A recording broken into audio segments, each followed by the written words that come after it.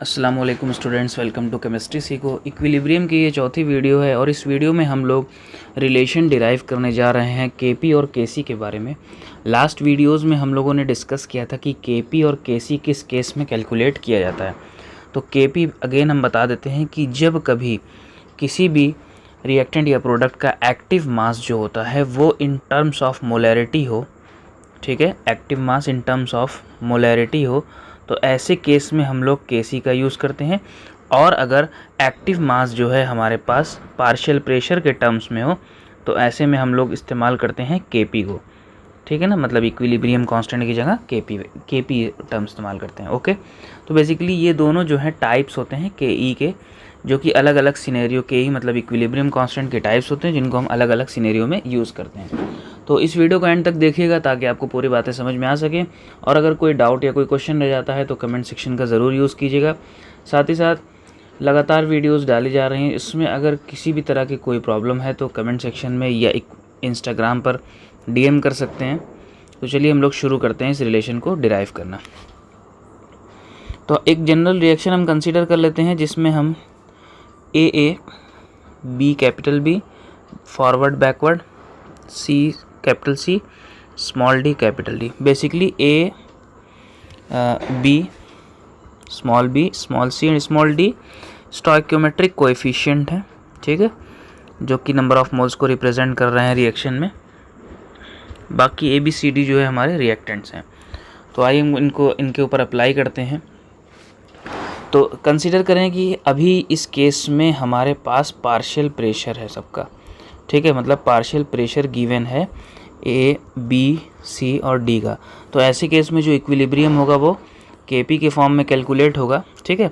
तो हम क्या लिख सकते हैं कि पार्शियल प्रेशर ऑफ सी की power C, partial pressure of D की power small D upon partial pressure of A की पावर स्मॉल ए और पार्शियल प्रेशर ऑफ बी की पावर स्मॉल बी, जहाँ पर small A B C D जो है stoichiometric coefficient को बताते हैं, ठीक है। तो इस तरह से हम केपी को निकाल सकते हैं। ओके, अच्छा, इसके अलावा अगर हम पार्शियल प्रेशर या प्रेशर की बात करें तो आइडियल गैस इक्वेशन के केस में हमारे पास जो पार्शियल प्रेशर का फार्मूला आता है वो आता है P V is equals to N R T. इसको हम लोग आइडियल गैस इक्वेशन भी बोलते हैं, ठीक है।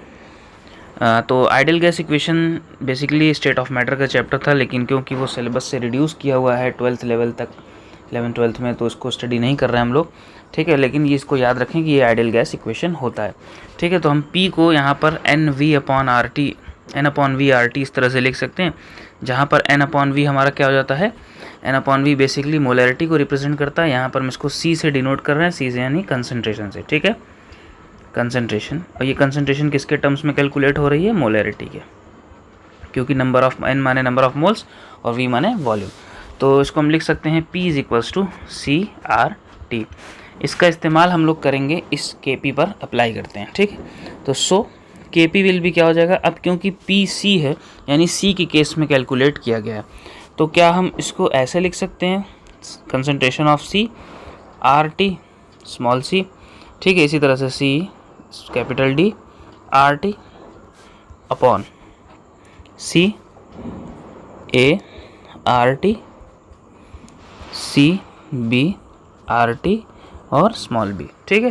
बेसिकली हमने किया क्या कि हर एक केस में पहले A का पार्शियल प्रेशर कैलकुलेट किया CA/RT से, ठीक है, PB का किया CB/RT से, PC का किया CC/RT से और PD का किया CD/RT से। Partial pressure of A, partial pressure of B, partial pressure of C and partial pressure of component D। तो इस तरह से हमने KP को कन्वर्ट कर लिया इन टर्म्स ऑफ कंसंट्रेशन, ठीक है। अब इसमें जो सारी चीज़ें कॉमन हैं उनको हम लोग बाहर करते हैं, तो KP इज इक्वल्स टू क्या हो जाएगा, हमारे पास कॉमन क्या है, concentration of C, concentration of D small d, C A small a, C B small b, ऊपर हमारे पास कॉमन क्या निकल गया, RT, ठीक है। अब RT कॉमन हुआ है और यहाँ पर भी पावर में C है D है, तो हम यहाँ पर कॉमन निकालेंगे तो इस तरह से C प्लस D हमको करना पड़ेगा, ठीक है। तो क्योंकि पावर मल्टीप्लाई में प्लस होती है, ऐसे ही हमारे पास नीचे भी आ जाएगा RT common A plus B, ठीक है, ये एक्सप्रेशन मिल गया। और अगर हम ज़रा ध्यान से देखें तो हमारा जो ये वाला पार्ट है, ये जो वाला पार्ट है, ये किसके बराबर होता है, ये बराबर होता है के सी के। तो हमारे पास रिलेशन आ जाएगा क्या, के P is equals to K C R T square bracket C plus D upon R T square bracket A plus B. ठीक है, या इसको हम अभी और सॉल्व करें तो हमारे पास एक इक्वेशन मिल जाएगा के P is equals to K C R T. अब डिवाइड में पावर क्या होती है, माइनस होती है, तो हम यहाँ लिख सकते हैं सी प्लस डी माइनस ए प्लस बी। ठीक है, तो सिंपली क्या हो रहा है कि यहाँ पे नंबर ऑफ मोल्स का माइनस हो रहा है। ठीक है, तो के P is equals to K C R T. ठीक है, इसकी पावर जो है हम लिख सकते हैं क्या, delta N G. Delta N G यहाँ पर बेसिकली रिप्रेजेंट कर रहा है नंबर ऑफ मोल्स, ये change in number of moles कर लेते हैं क्योंकि डेल्टा जी है, change in number of moles of gaseous product and reactants. ठीक है, और ये ही हमारा बन जाता है derivation, basically K P is equals to K C R T delta N G. यहाँ पर जो हम आर की वैल्यू रखते हैं वो रखते हैं 0.082 ATM पर लीटर। ठीक है, पर मोल केल्विन, और टेम्परेचर की जो रखी जाएगी वो केल्विन में रखी जाएगी यूनिट।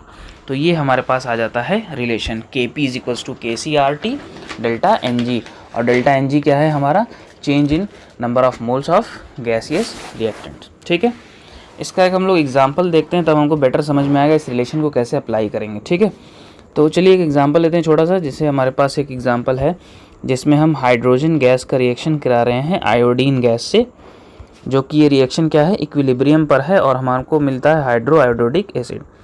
तो इस केस में हम इसको अप्लाई करते हैं तो हमारे पास के P is equals to K C R T delta N G है। ठीक है, तो यहाँ पर जो है गैसियस रिएक्टेंट्स की बात की जाए तो यहाँ पर 1 है, यहाँ पर भी 1 है और यहाँ पर क्या है 2 है। इसका मतलब हमारे पास जो के P is equals to K C R T है। ठीक है, अच्छा आर टी की यहाँ पे ब्रैकेट लगा लेते हैं क्योंकि दोनों पर होता है। तो ये हमारे पास क्या होगा 2 - 2, क्योंकि रिएक्टेंट साइड में भी 2 है और प्रोडक्ट साइड में भी 2 है। एक मोल इसका, 1 मोल इसका और 2 मोल इसके, तो 2 - 2। तो ऐसे केस में क्या होगा, के पी जो होगा के सी के बराबर हो जाएगा क्योंकि यहाँ पावर 0 तो सब टर्म 1। ठीक है, यहाँ पर डेल्टा एन जी है 0। तो इस रिएक्शन में जो हमारा पार्शियल प्रेशर पर इक्विलिब्रियम कांस्टेंट होगा वो कंसंट्रेशन मोलैरिटी के टर्म्स में भी सेम होगा, दोनों मतलब इक्वल हो जा रहे हैं। ओके, इसी तरह से हम एक और एग्जांपल लेते हैं जिसमें और बातें समझ में आएंगी। जो एक हमारे पास एग्जांपल है हेबर प्रोसेस का, जहाँ पर नाइट्रोजन गैस रिएक्शन करती है 3 मोल हाइड्रोजन गैस से, तो हमको क्या मिलता है, एमोनिया मिलता है 2 मोल्स। ओके, तो ऐसे में हम निकालते हैं रिलेशन के P is equals to K C R T delta N G. अब देखिए यहाँ 1 मोल, यहाँ 3 मोल और यहाँ पे 2 मोल, रिएक्टेंट माइनस प्रोडक्ट होता था। यहाँ पर हम लोग रिलेशन देख लेते हैं, सॉरी प्रोडक्ट माइनस रिएक्टेंट, ये प्रोडक्ट का नंबर ऑफ मोल्स है, ये रिएक्टेंट का नंबर ऑफ मोल्स है। ठीक है, तो बेसिकली होगा क्या यहाँ पे के सी आर टी।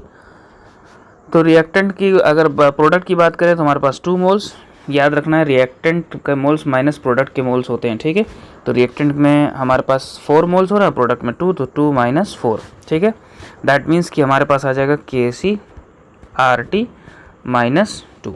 तो के P is equals to K C R T -2, ये बन जाएगा हमारा रिलेशन इस इक्वेशन के यानी हेबर प्रोसेस के केस में। ठीक है, तो इस तरह से हम लोग सवालों को कैलकुलेट करते हैं। एक छोटा सा क्वेश्चन साथ में सॉल्व कर लेते हैं ताकि चीज़ें और समझ में आ सकें।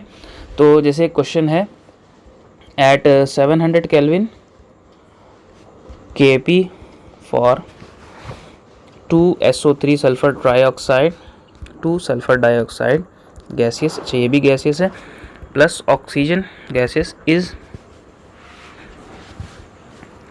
के पी की वैल्यू है 1.8 × 10⁻³ किलो पैस्कल्स। ठीक है, what is numerical value of के सी इन टर्म्स ऑफ मोल पर लीटर एट सेम टेम्परेचर। इसी सेम टेम्परेचर पे हमारा के पी गिवन है, हमको के सी कैलकुलेट करना है।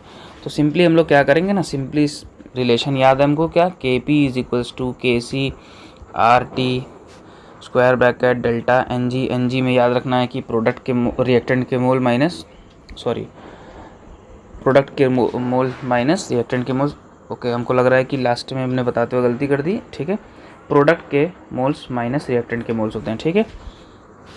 तो के P equals to K C R T, तो 2SO3 2SO2, अब हमारे पास रिएक्टेंट में ये है और प्रोडक्ट में 3 है, ठीक है। तो हो जाएगा के P is equals to K C R T. तो रिएक्टेंट प्रोडक्ट माइनस रिएक्टेंट करते हैं, तो प्रोडक्ट में हमारे पास 3 मोल्स हैं और रिएक्टेंट में 2 हैं, तो 3 माइनस 2, दैट मीन्स कि हमको मिल गया के सी आर टी सिंपली, ठीक है। तो के सी की वैल्यू हमारे पास निकालनी है और के पी की वैल्यू क्वेश्चन में गिवन है। आर की वैल्यू क्या होती है, तो आर की वैल्यू देखिए हम लोग कर सकते हैं इसको सिंपली ऐसे, इसको इधर लेके चले जाते हैं, के सी यहीं रहने देते हैं, तो के पी अपॉन आर टी, के पी की वैल्यू है 1.8 इंटू 10 की पावर -3 अपॉन आर टी में आर की वैल्यू होती है 0.082 और टेम्परेचर हमारे पास क्वेश्चन में 700 केल्विन्स गिवन है। तो जब हम इसको सॉल्व करते हैं तो अप्रॉक्सीमेटली 3.09 इंटू 10 की पावर -7 मोल्स पर लीटर आ जाता है, ठीक है। तो हमको के सी की वैल्यू मिल जाएगी। तो इस तरह से क्वेश्चंस आते हैं और आप इस तरह से इसको सॉल्व कर सकते हैं। तो इस वीडियो में बस इतना ही, एक क्विक कंक्लूजन कर लेते हैं। याद रखना है क्या कि जो रिलेशन है वो है के P is equals to K C R T bracket में और आर टी के ऊपर ही एन जी है, ठीक है। जिसमें एन जी का मतलब हो रहा है कि हम लोग प्रोडक्ट के नंबर ऑफ मोल्स को माइनस करेंगे रिएक्टेंट के नंबर ऑफ मोल्स से। बस ये है हमारे पास रिलेशन और इसी से हमको सारे सवाल सॉल्व हो जाएंगे। तो इस वीडियो में बस इतना ही। उम्मीद करते हैं कि सारी बातें समझ में आई हो और कोई अगर क्वेश्चन या डाउट रह जाता है तो कमेंट सेक्शन का ज़रूर यूज़ कीजिएगा। Thank you.